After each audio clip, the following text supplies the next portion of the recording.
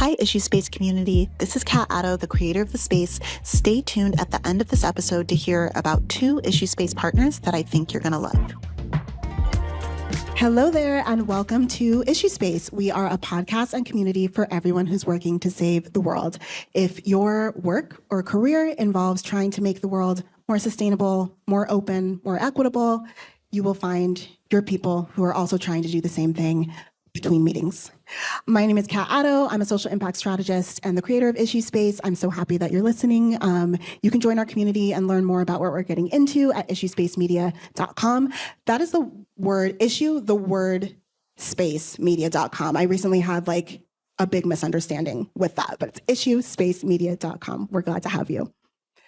This episode of the Issue Space podcast is called Impact in Flux, Surviving a Chaotic Impact Era.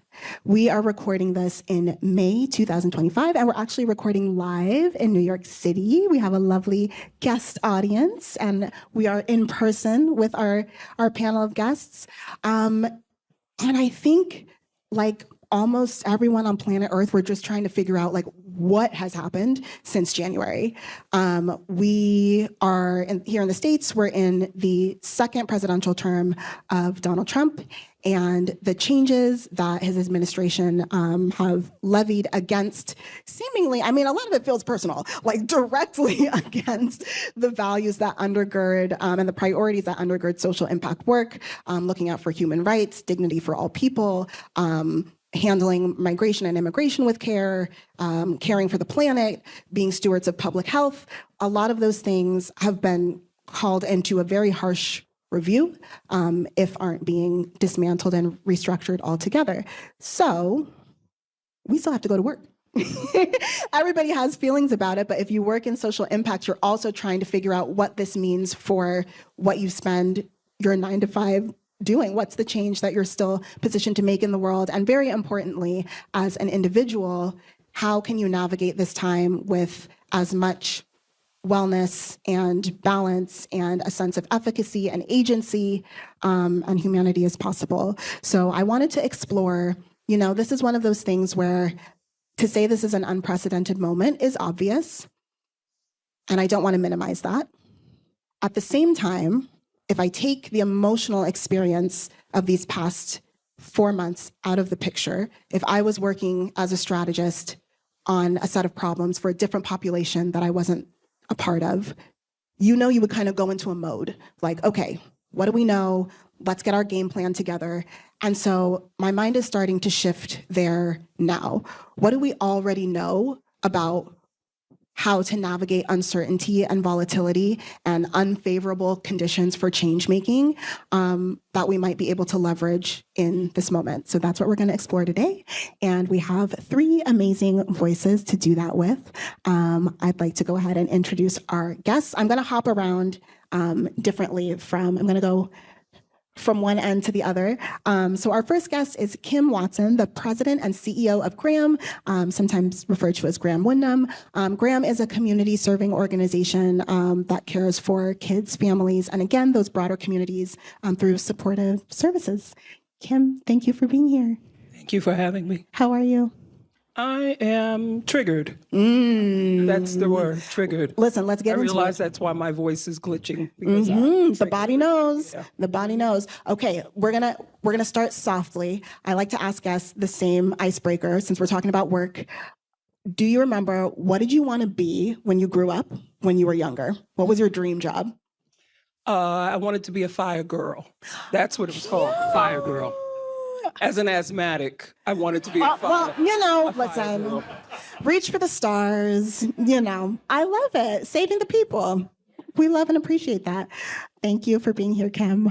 The other voice you're going to hear or face you're going to see if you are watching this on YouTube is Najla Dales. Najla is the founder of Open House, a social innovation studio that serves other founders and leaders at impact organizations, nonprofits, everyone in between, to help them transform their organizations and do the damn thing, get change out into the world. Najla, how are you? I'm good. I like to say, hey, neighbors. Hey. I'm Open House, so, the brand strategy is like foundation, cornerstone, pillar. What I'm saying? Yes, the neighborhood. Yeah. So, hey, neighbors. I love it. What did you want to be when you grew up? So the boring answer is a doctor. That's the first answer because I'm a first gen kid, and so other careers were not. You already know. Were You not already real. know. But my thinking about this question actually, it was one of my favorite books, but I don't remember the name of the main character's name. Great Expectations. Oh, And is that Pip? Pip, yes. Okay, I thought it was Pip, but Yeah. I used to fantasize about like an old woman dropping a wad of money, and then I pick it up and give it as to you her, do. and then the old woman's like, "I must adopt you now." Yeah. And so It's foolproof. that's truly what I wanted, and who I wanted to be. I adore it. Listen, again, everybody needs a financial plan. Do what you have to do. Times are tough. And our last guest is my dear friend, Omar Hakim. Omar is a campaigner and an advocate and a licensed social worker, currently working at the Apicha Community Health Center, which is a federally certified health center based in New York City. And am I wrong in thinking that there's a specialization in working with kind of marginalized and underserved communities? Yeah, the focus is on underinsured folks in New York City. Wonderful. Thank you for being here. Thank you. How are you? I'm doing okay. I'm doing good. Little seasonal affective disorder. I know. but It's like, it's a crappy day, you guys. Thank you for being here.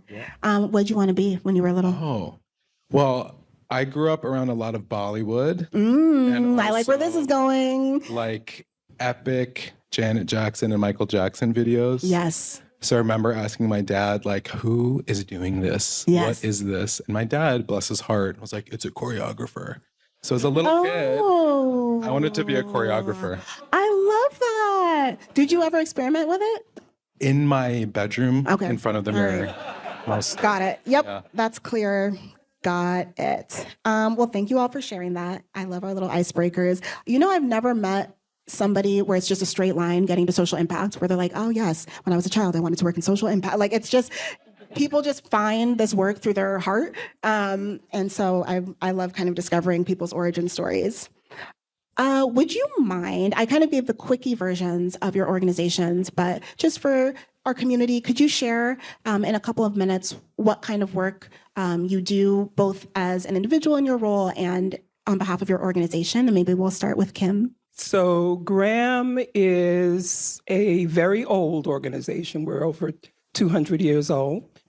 Started out as an orphanage. It's actually the oldest child caring organization in the country. Wow. And we're proud of that. We're proud of that legacy. And we currently, though we've evolved over the centuries, and so we are a collaborative and an innovative organization that supports families with tools and resources, families who are struggling and facing challenges in their lives, as well as supporting youth and children and communities. We have just redone our brand and redone our mission statement. And so what we really seek to do is to make sure that everyone who is a part of our GRAM community has access to everything that they need to be able to have joyful, healthy, successful, fulfilling lives. It's beautiful. And so I'm the president and CEO. I've been in my role for 4 years now, and did not expect that I would be in this role, but I'm here and I'm loving it. Oh, Thank you. well, they're lucky to have you. Thank you. Najla, can you tell us about Open House? Pip could have used Graham, but founder of Open House, a social innovation studio. So primarily we do business design, so think systems thinking, not fonts.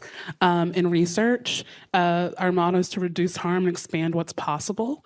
And so reducing harm might look like reconfiguring your business model, research or products or services that touch people who are typically overlooked. So we like to think about overlooked places, people, and issues. So that's kind of what we do. A lot of that comes from my experience of being followed in stores, growing up in Brooklyn, and realizing how much soft power businesses had in identity making, which is really strange, right? Who belongs, who doesn't belong, the impact of a business to change a neighborhood and gentrification. And so what's really cool about Open House, I like to call it our phone book, but we have a phone book of all of these different models when we're doing business model design and doing innovation that centers cooperative economics, indigenous economics, and circular economics, right? And so there's all of these business model patterns when you're building your startup, when you're working with tech, that you can pull from besides, kind of the current system. So that's kind of what makes us really cool. Absolutely. It's fascinating. Okay, we're going to come back. Put a pin. And Omar, can you tell us about your work? Yeah, absolutely. So I work at Appicha. Did I say it wrong? I've been saying it that way for weeks. I think we can say it any way we want. True. I've been saying it to you. But even within where I work, it's said a million different Okay, ways. Appicha. Appicha. So Appicha stands for is Asian Pacific Islander Coalition on HIV and AIDS. It was formed in Chinatown in response to the AIDS crisis for that community's healthcare, advocating for people who are survivors of HIV to access healthcare at that time. Since the late 80s until now, it became a federally qualified health clinic. So spinning out into general healthcare, a pharmacy, behavioral health. So I work with primary care providers, nurses, social workers like myself, doing wraparound care for folks who are oftentimes underinsured, oftentimes people of color, oftentimes not working at corporate jobs with great corporate insurance, which in New York is kind of amazing because those people tend to be artists. So a lot of my clients are folks who are actors, dancers, performers. So I've been there for about a year as a licensed social worker, as a therapist, doing individual and group counseling. Beautiful. So thinking about this conversation about what frameworks can we pull from our broader social impact work to be better prepared, feels like a stretch, but more resilient in this moment.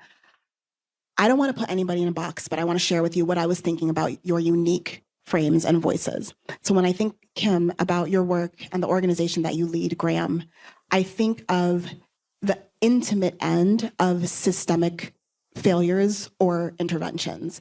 I think about the household being where the pressure of a broken system really comes down and is so pointed and can be so pointed and painful on vulnerable folks without intervention. And in this moment, something that I've heard and just witnessed people doing, because the systems level and the political level and the cultural level just feels so messy, so kind of hopeless, is to go hyper local, either with their work or just with how they're moving through the world. Start thinking about how they could be, and it doesn't even have to be local politics, but just their cultural institutions, being there for the people around them. And so that sense of like a homecoming, a grounding feels very relevant right now. And I see people seeking it and craving it. And even when I think about my portfolio as a social impact strategist, I'm usually working with people who are trying to affect change at quite a high level, narrative change or setting up major platforms and programs. And so I think that lens that you carry could really be insightful for people who are trying to find their route to efficacy and sanity in this moment. And then Najla, something that I always think of, so I am not a business designer, but I get like the broad strokes, we're strat to strat, we're always talking in like frameworks and stuff like that. I think about scenario planning. That's the thing that always comes, I think about the beginning of the process, basically, where you're just like, I have this idea. Not only do I not know the exact contours of the idea, I don't even really know what's going to happen next. And I hold that in contrast to what can happen within us as individuals, but among us as a population in really uncertain moments like the one we're in, which is just spinning out. The dark twin of scenario planning, where you're just kind of what-ifing and the uncertainty and not knowing what to do in a way that can freeze you, that can mentally burn you out before you've even done anything. And so I'm really interested in your lens as somebody who is a productive what-ifer, in thinking about how you navigate that. And in fact, I had the pleasure of sitting in a session that Najla led in another space using a card game that you had invented, where basically in the game, you are a social innovator. So you start out with a card that's like, you have this great idea for some social intervention. And then basically every other card you get is just things blowing up in your face. Like a regulation changes, a big conglomerate comes and pushes you out of the space, your funding falls apart. And the purpose of the game is to keep going. The purpose of the game is to not just be like, well, fuck it, and put your cards on the table, but react and adapt. And I just can't think of a better skill to embody than that in this moment. So I can't wait to hear from you. And then Omar, I think you have this really unique background, having worked in social impact as a campaigner, as somebody on the kind of doing side, and now working in mental health on the like healing and reflection side of the human experience. I think you're really well equipped to speak to where those things intersect, and a constant concern that I've heard and that I've experienced and that I've witnessed in the professional social impact space is just that half the time, half the people around you seem on the precipice of some sort of mental break, just because of all of the pressure, spoken and unspoken, of having this kind of a career. And I think we can layer on additional pressures now that it's getting more and more dangerous to do this work. So that's how I'm seeing you. Feel free to speak and reflect outside of those lines. But I just wanted to share with you all and with the audience kind of the unique magic that I think you each bring to this conversation. So I'd love to start with Kim, just on that notion that I shared of having an incredibly grounded mission.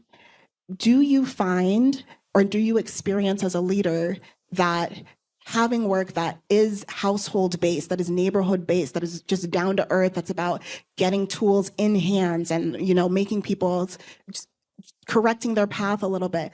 Do you find that in a time like that, it serves your team well to be doing that kind of work? Do you find that it's easy to still feel effective and motivated and optimistic in this moment? Yeah, that's a really good question. Most recently, I just described it, we went through a rebranding process where it caused us to look at our mission, it caused us to look at our vision, and to assess where we are today, or where we were last year anyway, as an organization, having come out of the pandemic, you know, come through that, and where we are going. And when I look back, I could not have imagined that work that we did would be so informative to where we are today. It made us more resolved, you know, more resolute rather, in the mission that we have, and really sure about what our role is in the lives of the people that we support. And for such a time as this, you call it DEI, call it affirmative action, I love it, human engagement, all the new, call it whatever you want to call it. But at the end of the day, we got to get the job done. And the job is to come alongside youth, come alongside families, communities, bring what we have to bear to make sure that at the end of the day, they are, as I said earlier, living their best lives, successful, joyful, healthy. Yes, absolutely, our mission keeps us grounded, but not so grounded that we can't pivot, not so grounded that when we need to move differently, that we can move differently. I described earlier that I felt triggered. Yeah. And I'm somebody who grew up in Brooklyn, in a tough neighborhood, East New York, Brooklyn, yeah. Brownsville, never ran, never will. Fight or flight. We don't flee, we fight. And this time, this moment that we're in just brings all that for me and our organization to the fore, is using our voices, using our influence, using our power in whatever ways that we can to make sure that our people don't get wounded or hurt in the process of all of what's happening around us. Because be sure, all of this will pass. There's an end date to it. I don't know when it's going to be, but there will be an end date. But they've got to be able to make it through. We've got to be able to make it through it. That's and right. so I know we'll talk more about that. But, you know, so yes, we're grounded in mission, but we are not fixed and so inflexible that we can't become what we need to be in the moment. So You're speaking to such important and resonant dynamics. So one thing I heard in there, you know your role. And I was actually speaking to somebody today who was kind of like, in the chaos of the moment, they were worried they were going to have to lay off people and like, what's the pipeline and what have you. And it might feel counterintuitive if you're not a brand and identity person, but it's like, this is low key the best time to rebrand. Like whether it's a big investment thing or just work that you do internally, because knowing exactly who you are and what role you're best positioned to play in this moment, not what role you're most attached to, not what role sends the best virtue signal, but right now for the conditions today, who are you and who should you be being? I think that's huge. I also heard in what you said that you are kind of like, you said something that made me think that you were past rhetoric. Oh, you were saying call it whatever you want to call it. And I feel like there's such a rhetoric fatigue. Maybe I'm projecting, but I'm just like, I literally do mostly on the messaging and positioning side. And at a certain point, I just was like, you guys, like you have to shut up. Like you have to stop just saying the same 7 jargon words in like an endless blender. Like I can't. And not for nothing, this is not to say that bad actors are going to be bad actors. But it is easier to weaponize when you're just talking a whole bunch of bullshit, like when it's just kind of like floaty and the trend of the moment, then it's easy to like treat it like the trend of the moment and be like, bing, we don't do that anymore, whereas really what it's about is the action and showing up for people that I'm hearing that your team is able to embody because you know who you are and because you have this grounded work.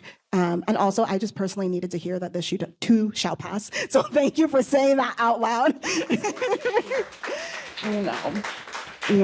I appreciate it. Let's talk to Najla. Najla, can you explain the difference between freaking the fuck out and doing the productive version of scenario planning that one needs to embody to do anything, but especially to be productive in times of crisis? First, you mentioned the card game. I have it with me, so if y'all want to play, Shall we play around? You can see that in action. I mean, I'm going to try to keep it to 3 points because I'm tempted to take my pulpit out and just be like, another hour of talking. And so the first thing, just to reframe scenario planning, right? I want you to think about the storytelling of this administration, right? Their scenario planning is my history. Right? The things that they are most afraid of has already happened to people who look like me. Right? Yes. And so storytelling is scenario planning. In your organization, like in your personal life, storytelling is scenario planning. You are always doing scenario planning through the stories that you're telling yourself, right? And so we're seeing it being weaponized. The what the fuck? They've been doing that, right? They've been weaponizing nostalgia and saying we're going to lose something. And so when you're into scenario planning, it can't be from a place of what are we going to lose? So that's kind of the first thing I'll say. The second thing is I'm a big believer in honoring different forms of knowledge. And so I have a lot of conversations with people being like, we didn't see this coming. And again, because of my identities and the people that I work with, they're planning for scenarios that people are living. Do you get what I'm saying? Like, it is such a privilege to be like, wow, can we plan for this really bad thing that people are actively living in, right? Like that's kind of a wild thing to do, right? So I think all of those things are just want to kind of frame what scenario planning is. At dinner, we had a conversation, and Kat called me a futurist, and I really sat with that word. I don't know if I've ever used that word for myself because it's one of those like LinkedIn words where I'm like, what does that even mean, girl? What does that even mean? But I'm a futurist because ultimately I'm a historian, right? And so there truly is very little new under the sun. Do you get what I'm saying? Even if we went to Mars, we're going to possibly recreate colonization on Mars, right? So I can scenario plan because I'm ultimately a historian, right? And so I think getting out of like your industry bubble and having a historical context for what is happening is really important because it grounds you and says we've been here before. And not only to diminish the present moment, but to say, what did people do, right? So, we talk about like, this is such a cliche thing, like look for the helpers in history. You know what I mean? The work that I do when I'm working around innovation is actually inspired by W. Du Bois in the Reconstruction era, right? Of people trying to build these economies for themselves, right? When they were currency. And so I'm able to say, this is not anything new. And that also helps take the weight off of it a little bit, right? It takes a little bit of the stakes of, this has never been done before. That's actually not true, girl, right? Like it allows me to do that. The other thing is I like to say turning what ifs into why nots. And as a way of just kind of repositioning the what if that I'm having in my heart. And so I like to think of two traits to have in turning the what if into the why not, which is humility and audacity, right? Humility to understand how big these issues are, how long people have been trying to solve them, and the audacity to say they can be solvable, right? Like I can do that. And so again, I'm a designer, y'all. I have a framework, I have a mindset, you know what I'm saying? And so those things are really grounding to say there's nothing new underneath the sun, not to diminish its present moment, but to say, I can look for the helpers, to rely on history, right?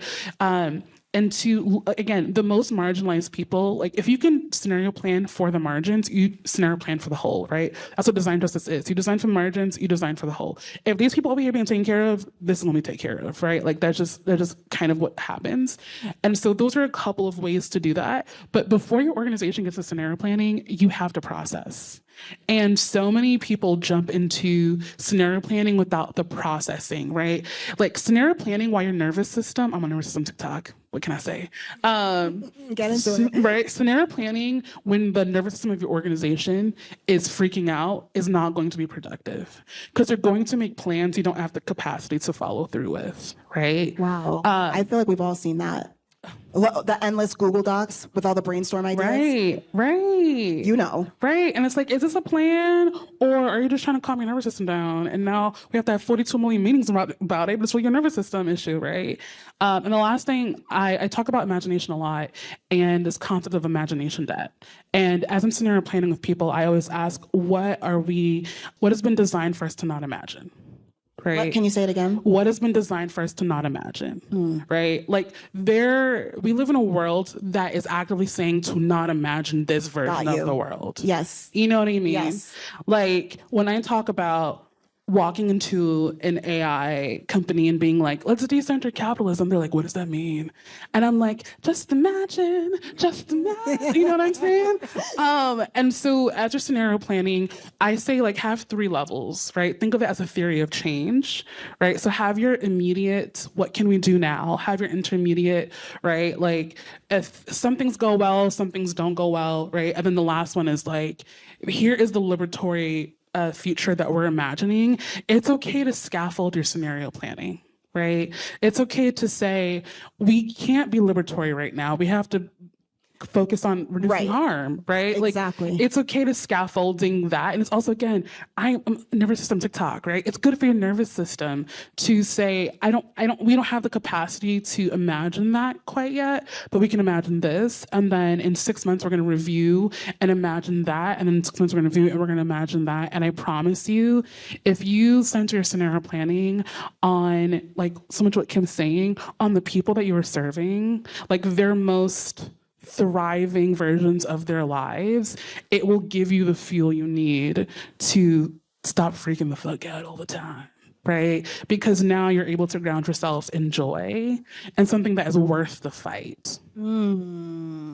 I can't recap that. A few things of just so many gems, but a few things that are really sticking out to me. First, when you talk about looking to history for the helpers, that's loud because I do not think that social impact pros do that well.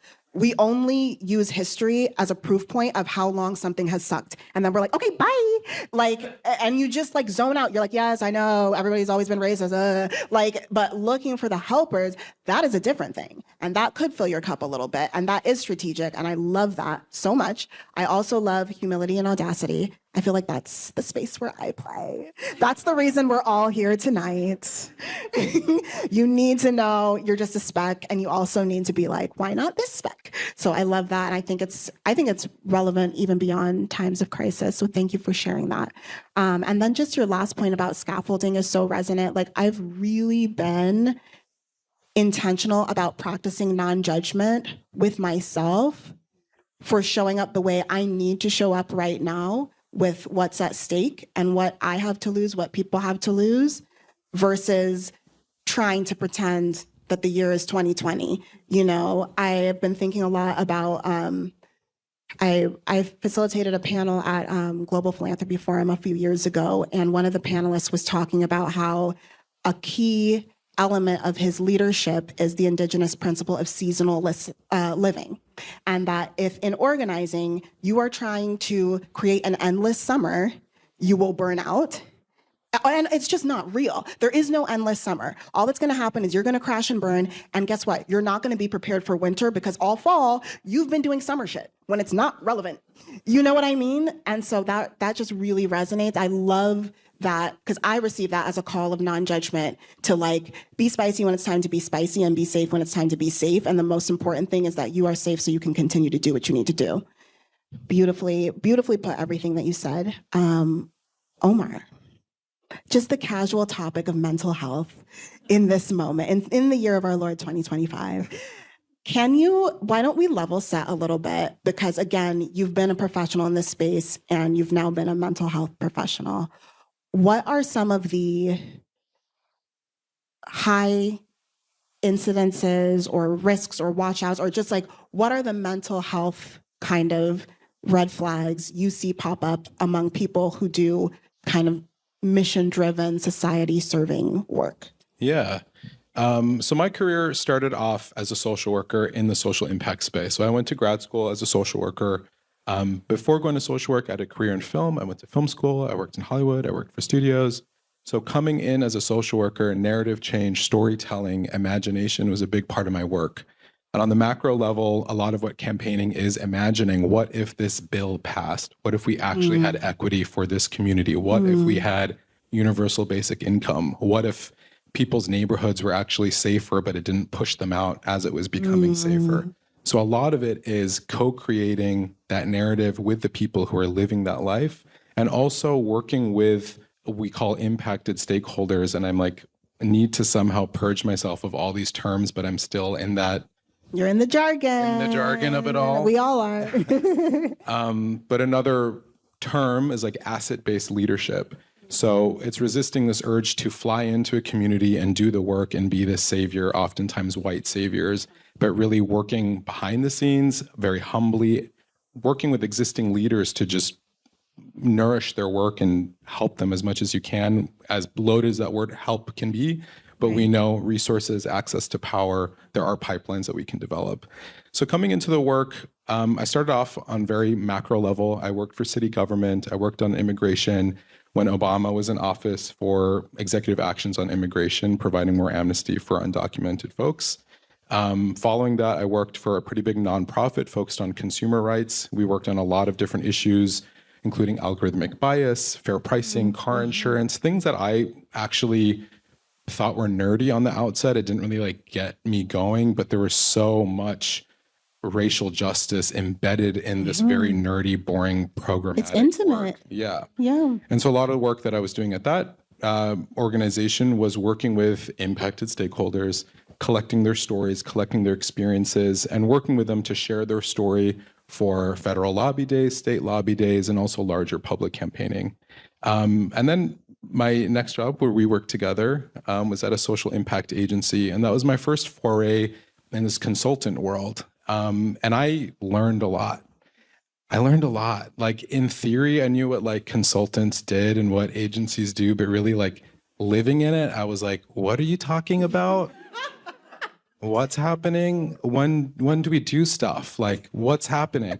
So coming in as a campaigner who oftentimes did frontline work, I often felt very frustrated because I was like, cool, we've been talking about this for a really long time. And cool, this company that we're working with said they actually wanted to do something, but like, they're not doing it. And it happened also in this Overton window when I first started there of racial justice in 2020 that you mentioned earlier. So there was this feeling that you're really going to follow through with your commitments. And I came in with a lot of this hope. And I didn't want to say it was naive hope. It was true hope. It was like, okay, all this stuff just happened. All these companies want to look good. Let's hope that they want to look good, not just in a performative way, but actually want to take action and sure, elevate your brand, sell more things, but you can also do good at the same time. That's the promise of this space. So what happens to me is this dissonance between essentially a pretty socialist pursuit of helping people and making change in a capitalist country. I have a mortgage to pay. I can barely afford it right now. I live in New York City, which I choose to. I don't have to live here. I mean, but in other ways. Yeah. I want to have a coffee that is nice and that is... Okay, I was thinking like cultural diversity, but also the that cold too. brew. Yeah. And so it's an interesting paradox where I want to live in this beautiful, culturally diverse, amazing city that we all live here for different reasons. I want to be able to afford it. I want to maybe thrive, not just survive. And so the jobs that I've worked at have a fluctuating compensation package, which have allowed me to do certain things. And I've also come in contact with people who didn't come from the social work side. They came in from private sector. So we'd oftentimes meet, and when we're talking about like compensation, we'd have two different angles on it. Coming from the film world to the social impact nonprofit world, I took the shift. I was like, I make way more money in film. I'm okay to leave that behind and make a little less money to do something that really calls me. But other folks coming from private sector or for, you know, have friends, peers, colleagues who they're comparing themselves to with those salaries feel very frustrated. I'm doing this really hard, intense work and I'm not being compensated fairly.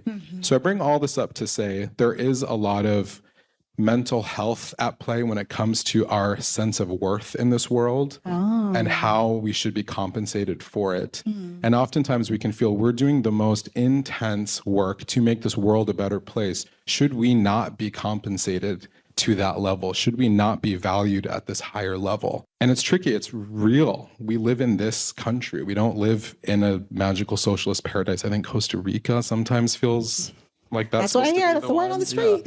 Yeah.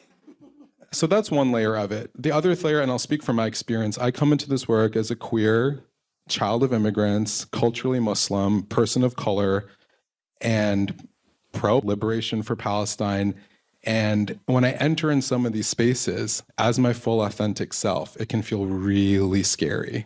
It can feel very isolating. And July 21st, Cancer Leo cusp. All right. It was inevitable. We're taking out the charts. So I'm a therapist because I'm a Cancer, but I also like speak the fuck up because I'm a Leo. And oftentimes those two things come together in really intense ways at work, at social impact spaces. And there's this justice paradox where I'm here doing equity justice work out in the world, but in the place in which I work, I'm experiencing all these racist, fucked up things. Yeah. And it can feel really crazy making. Yeah. And that's a big mental health layer that happens particularly for people of color doing this work. And we have our white allies and our white friends who we love, all of you, and we hug you. And we want to make sure that there's not performative allyship. And so sometimes that's another layer of mental health where it's like, hey, I need you side by side with me in this moment. I want to build cover for us to do the thing that feels safe for both of us to feel protected. But you have to know how powerful your role and your identity is in this space. And I'll say it, more than mine. And that's a really fucked up thing to feel, is that you're worth more than me here. And you'll hear my voice kind of breaking a little bit. Perceived to be. And this is my Cancer coming out. And it's very hard. So as a mental health professional, a lot of what I think about, and you mentioned it, is triggers. What are our pasts? What are we informed by? So the word trauma gets thrown out a lot. Right. Yes, there is really intense, real trauma going through certain experiences, but being discriminated or bullied against, including microaggressions, including exclusion, is on that list of what's traumatizing. And how we respond to those traumas, and we have these responses of fight, flight, freeze, or fawn. Fawn's an interesting one. And you can really check in with yourself. How do I respond to trauma? What is happening in my body? What is happening in my instinct to survive this moment? Who do I have with me to help me? So a lot of the work that I think about is how can we nourish our mental health to make us stronger in the space that we work in as social impact, to do the damn thing out in the world. Because there will be this triple layer, particularly for people of color, where you're looking out for your own mental health personally. You're navigating a kind of racist workplace. And then you're also doing this work out in the world to shift and change things for people who often look like you, who come from your same community. So that vicarious trauma that a lot of us feel in social impact work, oftentimes people of color feel it at multiple layers. And so I think a lot about how we can have those really tough conversations. We got to get real. We got to talk about these things, and we have to figure out solutions for all of us to work together in that thriving space. Well, thank you. Thank you for sharing from the heart. And I think the through line that I hear in terms of what, if there's a shared sense of trigger for social impact pros, and maybe particularly for social impact pros of color, it's this experience of tension. You're tense, like trying to reconcile your values with the reality of these imperfect worlds and imperfect workplaces. You know, you're tense trying to look out for everybody and make sure everything's okay. And just like that, and a lot of the times maybe you're not saying 100% what you're feeling and experiencing. It doesn't feel like the moment. You mentioned not feeling welcome as your full self at all times. And that sense of tension, it's the leaky kind of mental health drain, you know, where it's not necessarily one big, loud, traumatic incident. It's the, what do they say? Death by 1,000 cuts. For me, I always think of a leak because I feel like I am a full tire or like balloon, but then it's like, pew, like you're taking my like, pew, and I'm not really noticing because it's so small. And then I'm like, damn, I used to be like voluptuous, and now I'm all like withered and floppy, you know? But no, I hear that. I hear that a lot. And I think many of the things that you spoke about echo other things that I've heard from social impact pros. And it's almost like what I witness is like you're closer to an edge. So like something goes wrong at work, but because you have all this existing tension, it's like, pop, I need a mental health leave, you know? So that's very real. And I appreciate you speaking that. Yeah, if I had just, I mean, everything you said, like snaps, right? And, you know, let's talk about LinkedIn for a second, right? What did LinkedIn do? Everything. It is so jarring after the election, immediately seeing people who have the capacity for think pieces. And I'm Haitian, right? We lost somebody in custody just 2 weeks ago, right? My father came here undocumented. I'm sorry. Right? He's documented now. And so I understand I've had to make peace with the resentment that some of the issues that we're working on, I'm closer to. And especially as an entrepreneur, I have to figure out how to navigate spiritual death constantly, grief constantly, because I think there's so much grief in this work, right? There's this constant feeling of something is dying, this constant feeling of trying to keep myself alive. And I don't have it in me to think peace or to get what I'm saying? That's right, and do all of that. So this is more kind of giving grace to the people who live really close to the issues that you are working on, that you cannot compare your capacity with your counterparts, right? And you also can't put more on yourself because of that, right? And so this is me, like, yes to everything that you just said, but just remembering, like, it's the edge, right? I live closer to the edge. I have less margin to course correct. And I've had to become really good at navigating grief. I think America's bad at grief. You can tell by like how we talk about the pandemic, and it's like millions of people died, and we're kind of like, aren't we having, you know? Yeah, moving and on. So I think at one point in time I went to go see a grief counselor, right? Not because I lost somebody, but because I'm like, I'm grieving something I never had, which is full autonomy in this country, right? There's this book called Melancholia about the grief that people who come to this country are constantly experiencing. And so sometimes it's not you being cynical, it's you grieving. And we need to develop healthier relationships with grief if we're going to do this work, so then we can figure out what living looks like. Thank you. I don't want to put undue pressure on you as the resident mental health expert. But I do want to return to you, Omar, to ask, what recommendations do you have for safeguarding mental health while doing this work for our community of professional social impact folks? Yeah, I mean, I'm a little biased here that I am a therapist, but I do recommend everyone be in therapy, whether that's individual therapy, and I also really put the emphasis on peer groups.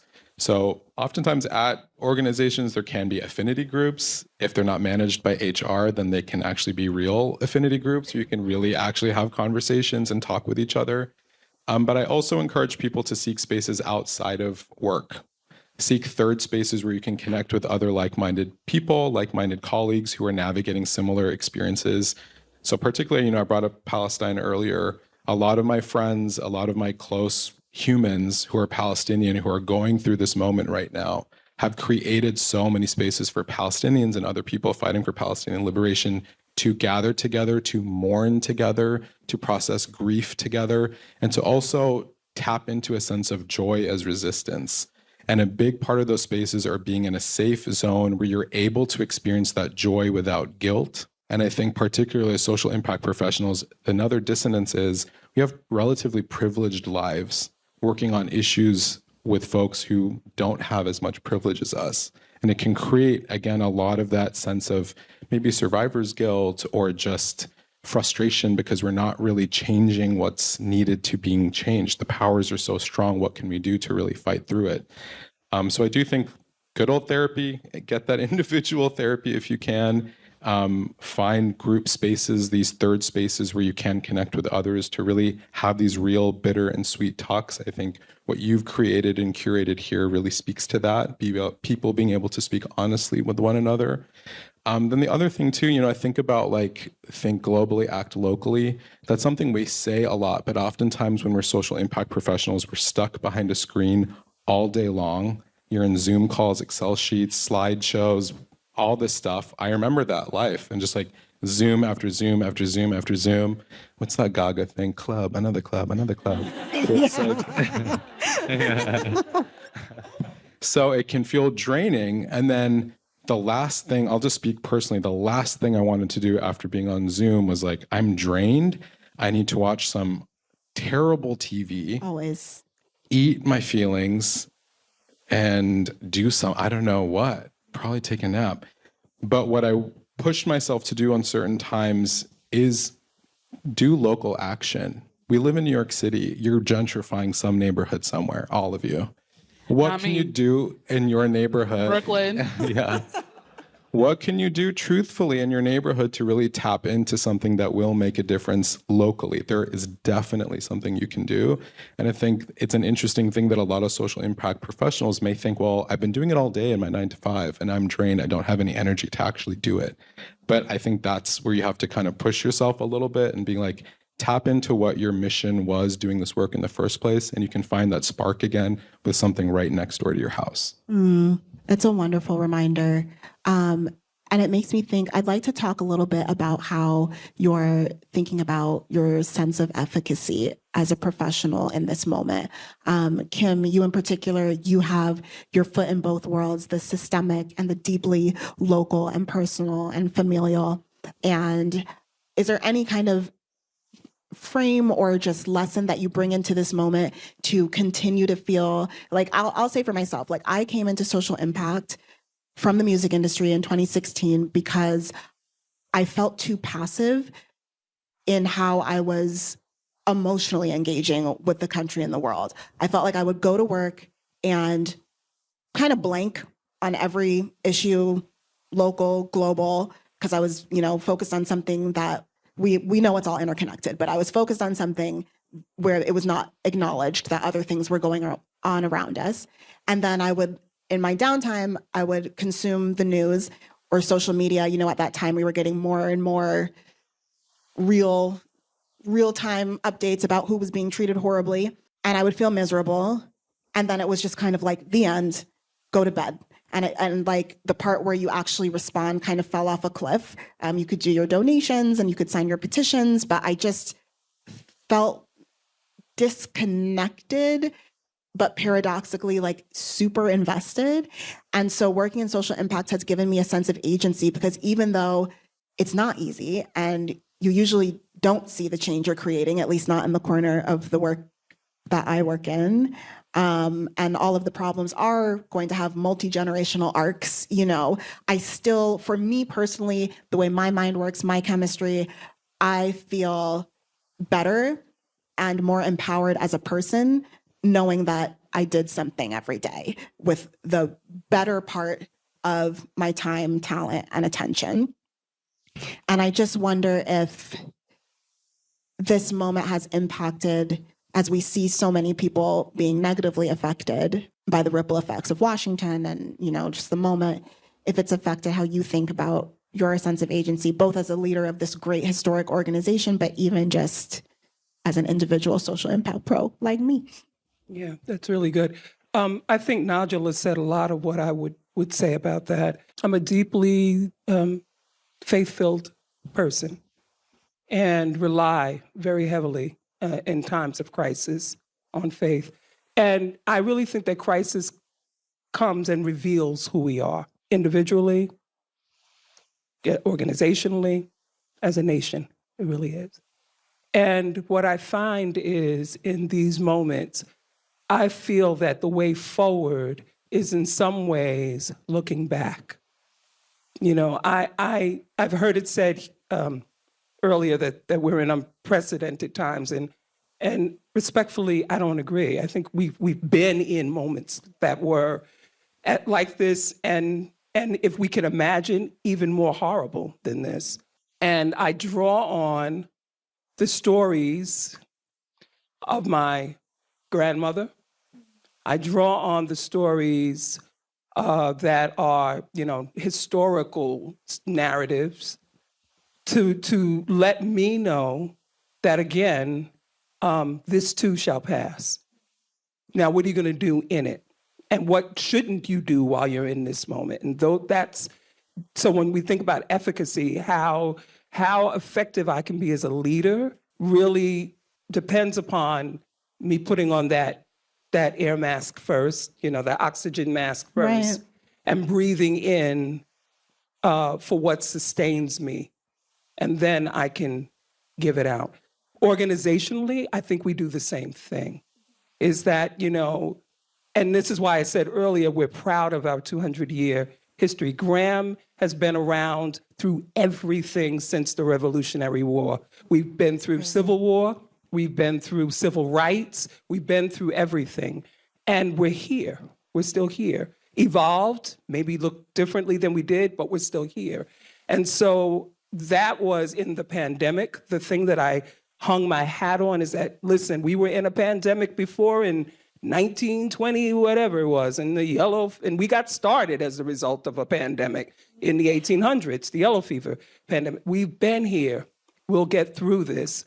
But how do we get through this? And that is the thing that I focused on as a leader, and that we focused on as leaders of the organization. I just want to share this. So my son has moved back home. And so, oh joy. And, but it's interesting because, he's made some observations, and he said to me the other day, do you guys ever work? Like, I don't know what you're saying, but I hear you laughing all the time. Like, what are you doing? And he said, and if you call Sharmila's name or Bonnie's name one more time, they should move in with us, and I it's like, oh, but he says, yeah, I'm sure you get work done, but my God, there's a lot of laughter. But you know what? We need that laughter because this work is hard as hell. And to be able to sustain ourselves through it is finding the joy. And so what you said is absolutely right. Where do we find the joy? How do we find it?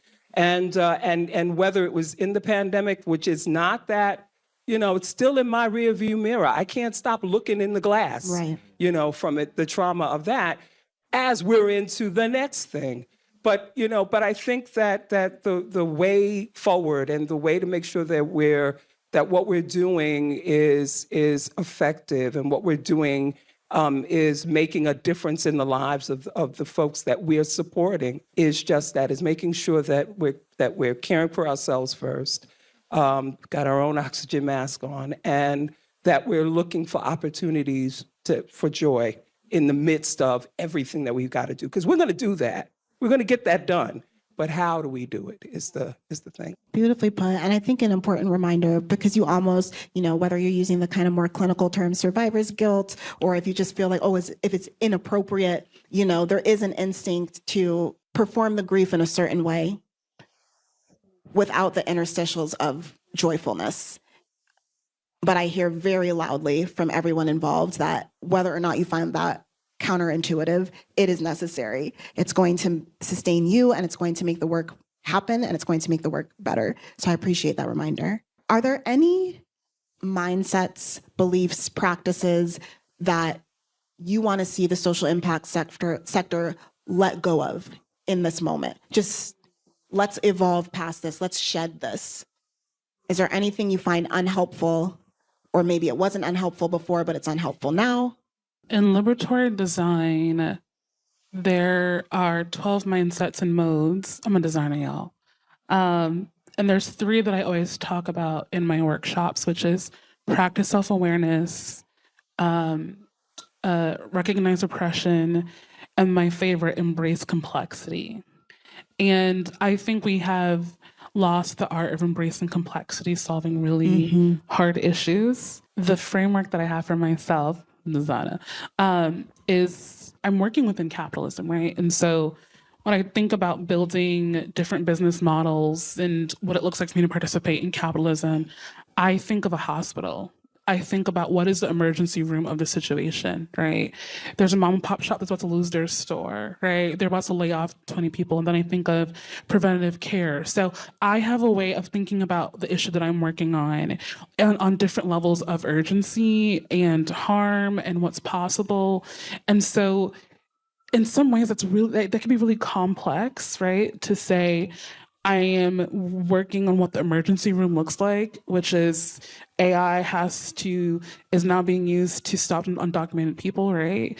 Or the emergency room might be like, I have a solo founder who can't afford to hire anybody and they just need to use AI, right? But then the preventative might be the policy stuff or like reading. And so I would really love to see us embrace complexity more. I'm gonna say it. I really need us to evaluate the anti-Blackness that came through this election, especially like as a Black woman, the anti-Blackness that I've experienced from non-Black people, right, was pretty catastrophic for me, to be honest. And we need to figure out how to talk about what being anti-racist looks like. That's just not about, if your anti-racism work does not include a practice of a liberated future, you're always going to be in harm reduction mode. And then you're always going to be like, isn't this the work? Am I not done yet? You don't have resilience because you've set the finish line incorrectly. So you have not conditioned your body. I think we need to honor different forms of knowledge to condition our bodies and organizations better, right? I think there's a lack of conditioning that is happening. And it's more than just like a retreat. It's more than just, right? It might be, indigenous practice, whatever the thing is, there needs to be this acknowledgement of who's setting the ruler of how far we go. And there needs to be a moment of, am I okay doing this work if the ruler is further than I thought it was? If the line is further than I thought it was?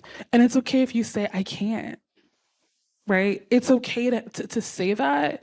But I think if we're so trying to get the quick wins, that we don't train for the marathon, because we're terrified of building organizations where there isn't a quick win, I think it's going to hurt us in the long run. Right.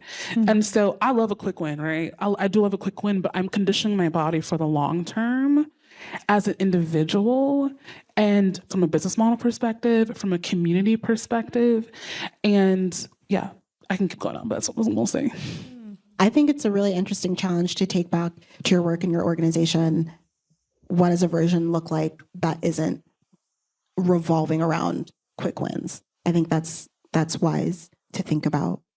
Can I just Please. answer the question you just asked? One of the things that I learned in this, that we've learned organizationally, is that we began something called the reckoning work, which is addressing the harms that child welfare has exacted on the community. And Graham has been very, very clear in accepting responsibility for the harms that we have been a part of or have either perpetuated or contributed to. It's very painful. We're still engaged in this process of hearing from families, parents, children, foster parents, staff, leaders at every level that have been impacted. And but how we got started was that we engaged with abolitionists to do the work. And abolitionists in our sector are the enemy. Like, they are not the ones to. But we said, no, we need to understand. We need to hear. And so we had 3 convenings where we brought folks together, to abolitionists, folks who are on the reform side of child welfare, to have the conversation, to have dialogue about this.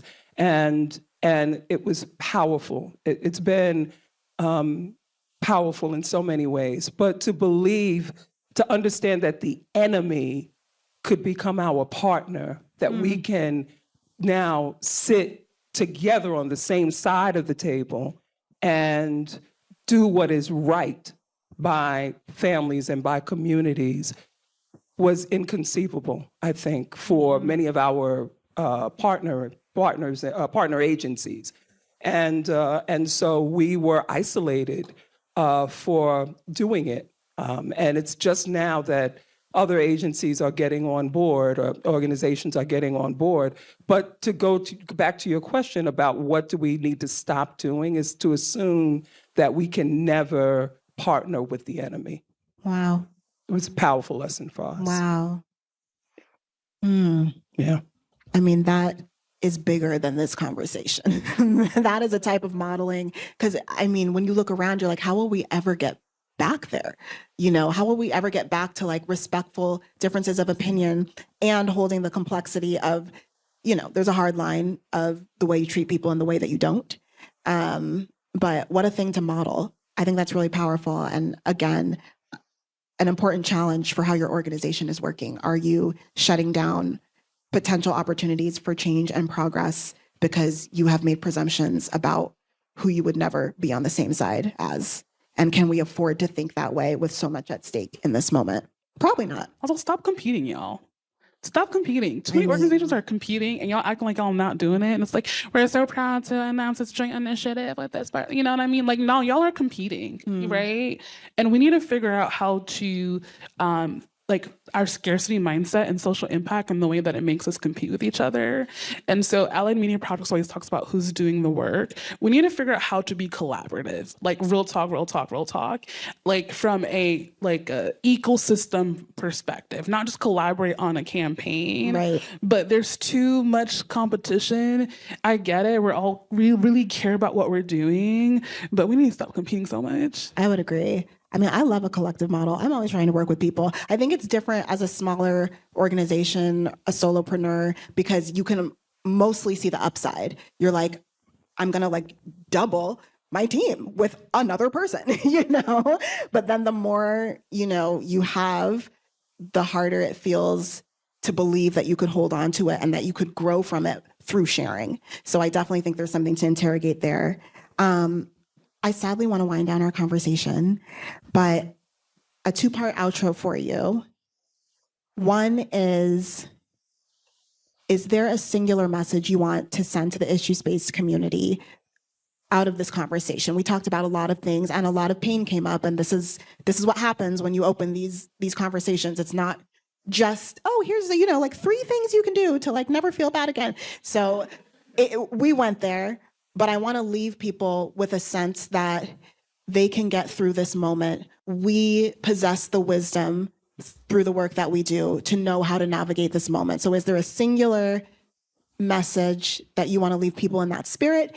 And then as well, is there anything that you're working on as individuals or with your organizations, maybe your partners or clients, that you would like the issue space community to know about? Yeah, there's so much good stuff cooking, and I'm still sort of processing the like strange bedfellows and working with your enemy. That's like having me think a lot about what those possibilities could be. Because a lot of what I think about is like, how do we break bread? How do we really mediate conflict? How do we really see humans eye to eye and like get to that empathetic core to really drive some sort of change?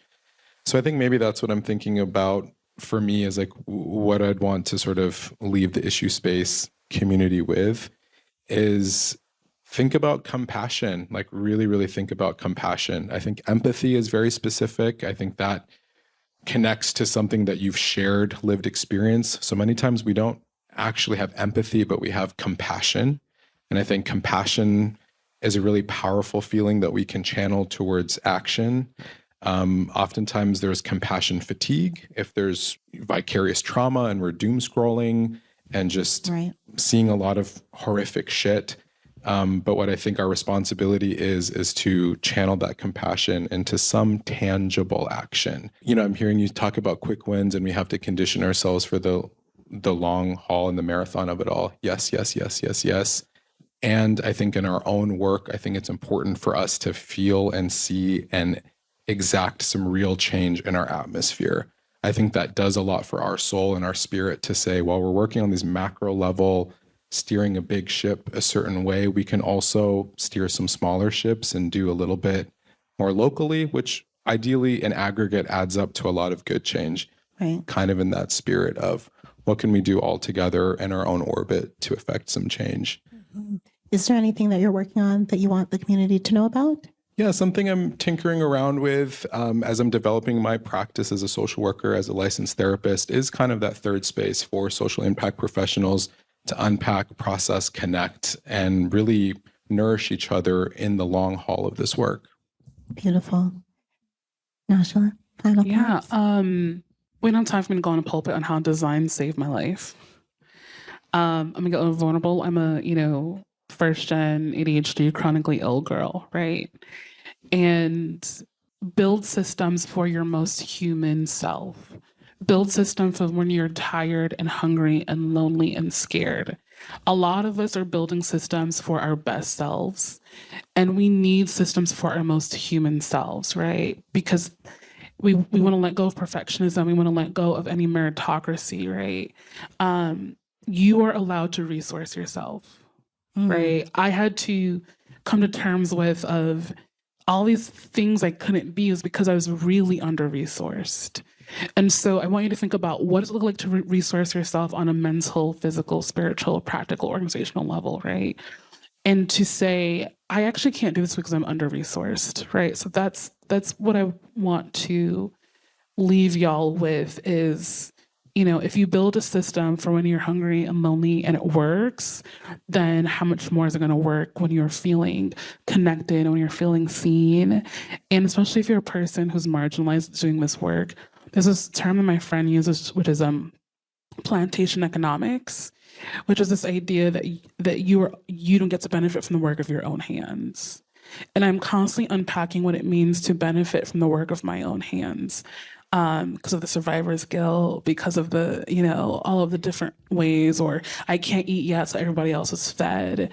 And so for me, I am dismantling and deconstructing as a person working on systems that I've inherited, right? To not be engaging on the social impact version of a plantation, to be honest, right? And so benefit from the work of your hands, right? How does the work outside of what it pays you? It's okay for you to feel good about what you're doing. It's okay, whatever that looks like. So yeah. Is there anything you're working on that you want the community to know about? You asked the wrong person. I said a lot of things tonight. I have my card game. It's called We've Got Systems, where you get to practice being a system shifter and you get to sabotage dream ventures. And then we have a Fix It round. And I am trying to just like continue getting organizations who want to do that kind of dream making to invite for the workshop. You get to learn about cooperative economics a little bit, have a really fun time. The cards are funny. It's like things like McKinsey consultant suggests motivational mist. So that's those AI decides to unionize, right? So it's really fun. So if you think this is something that like at an event or retreat that people would want to experience, you get all of this and the cause. Hey. So yeah. Love it. And Kim? Yeah. When we were doing our branding work last year, we had a conversation that was essentially what's Graham's superpower, and how how have we managed to evolve over time. And what we concluded is that it was the result of something we call radical listening, and radical listening that leads to solutions, in the community. And we had this really deep conversation, and then one of the leaders had kind of like this epiphany, and she said, so then radical listening leads to radical change. And we thought that was so powerful and so true when we think of all the change that we're trying to drive and to bring about, that what started it or what kindled it was radical listening, which is, not listening just so that you get to the end of your sentence and then I can say what I want to say. No, it's really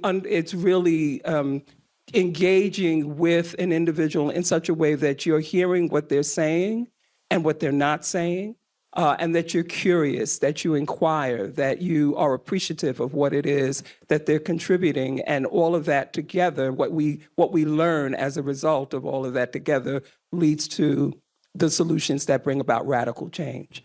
And so what we're working on now is continuing to work on the reckoning, and this radical listening is how we're affecting the radical change that we're seeing now, and leading to some solutions, one of which is to find an alternative to the foster care system.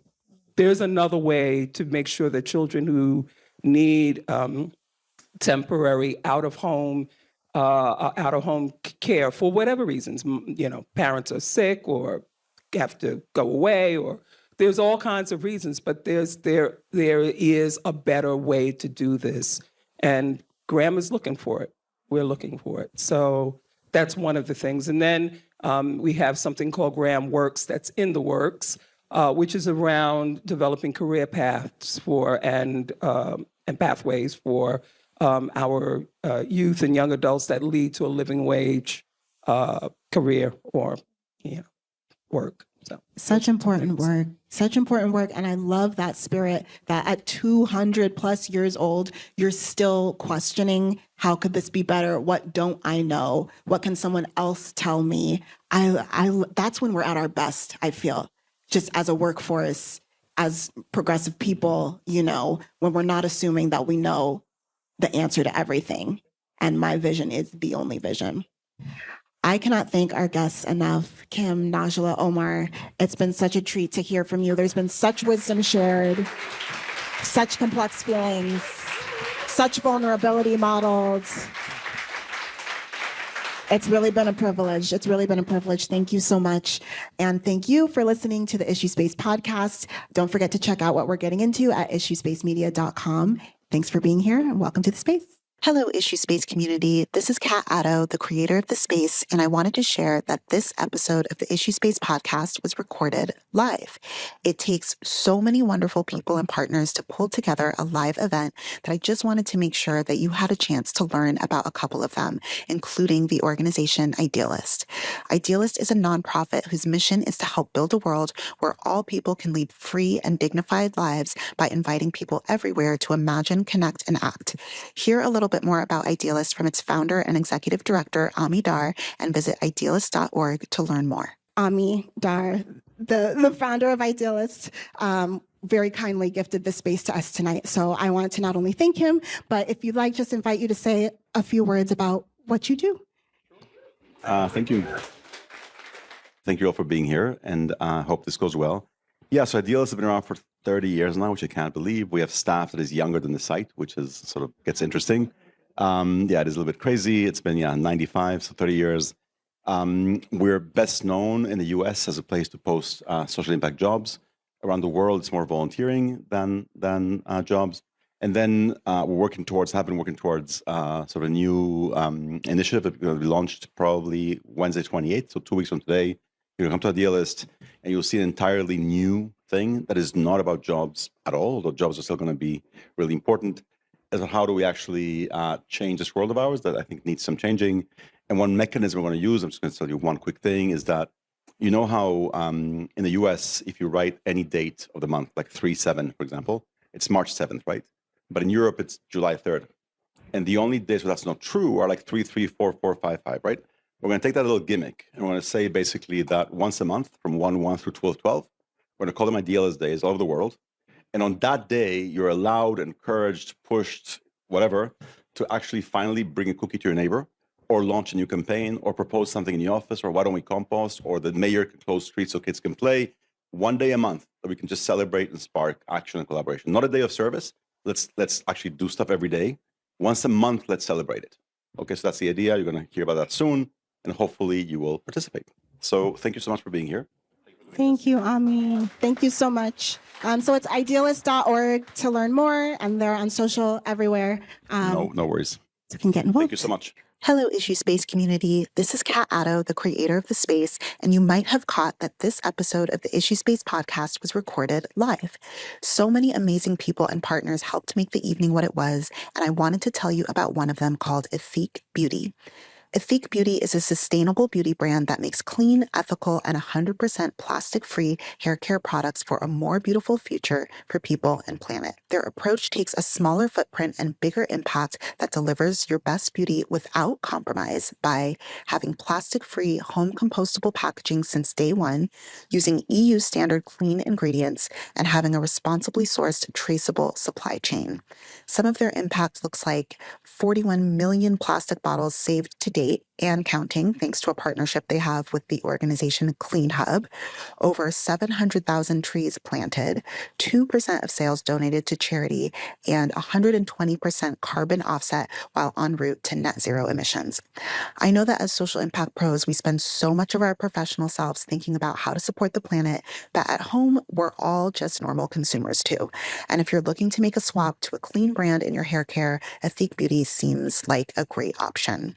Also, I know people in our space love to travel, love to see the world, love to get exposed to other cultures, and Ethique Beauty's hair care is all solid, which means you can just throw it in a bag and go, which is kind of ideal.